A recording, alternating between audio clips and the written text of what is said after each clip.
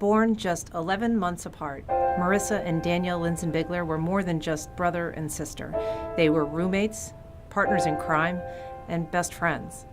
Yeah, we used to play soccer, football here. We would come out here and we would play ball, and one time we had a little picnic over here. Like a lot of teenagers, Daniel made mistakes. He's a kid. He made a mistake. He made a choice to use synthetic marijuana, and it landed him in jail.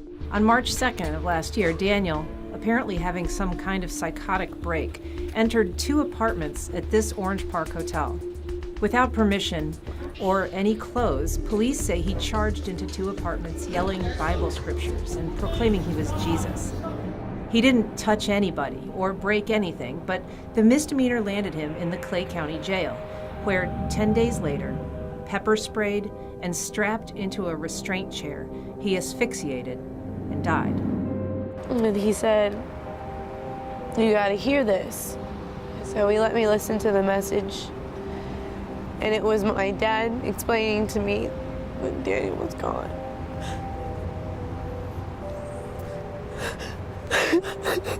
I think my son died a heinous death.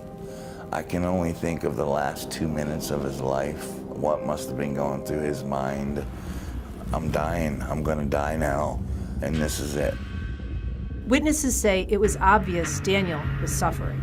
He was complaining that he had a hood on his head, and he couldn't breathe, that he was having chest pains. Linus Farr was in the cell next to Daniel's. I can't breathe, get this hood off, just let me get some air. This letter from another inmate describes a similar ending. Sir, they killed that boy. He was begging, gasping, stating, "I can't breathe." But despite his distress, Daniel remained where the guards placed him, strapped to a restraint chair, throat burning from pepper spray, a spit mask covering his head. When you put all of these measures, the chest strap, the mask, potentially the taser, the pepper spray, why? How much more restraint do you need out of a 19-year-old, 145-pound kid? The Clay County Sheriff's Office has expressed its condolences to the family, though it insists jail officials did nothing wrong.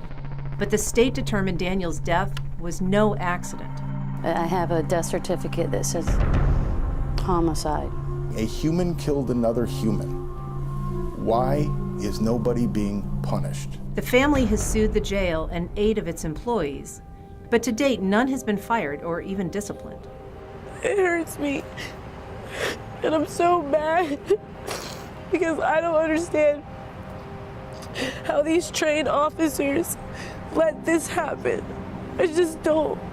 Why are they still working there? When you go in to jail and you're running around naked in the cold, you're not supposed to come out dead 10 days later at the hands of the police or the deputies. It's not supposed to happen. Not one of the officers around that day mentioned anything about Daniel calling out for help or showing signs of medical distress. But figuring out just what happened that morning has been difficult. We want to find out why there's no videotape. Why is it not recorded? Why is it not preserved? Why is that critical evidence not here for us to evaluate? The case has just entered the discovery phase, and it could be a year or more before it gets to trial. In the meantime, Daniel's family tries to keep his memory alive, even as they struggle not to think about how he died. Every day after work, I go to a Stewart Beach. It's called Hutchison Island, and I just sit out there and I just talk to Daniel, and I play with the sand, and I ask God to hold him until I can see him again. And I always see him smiling, that crooked little smile of his. You know, when I think about him, I don't think about him laying on that cold floor naked. I can't. It'll kill me if I do.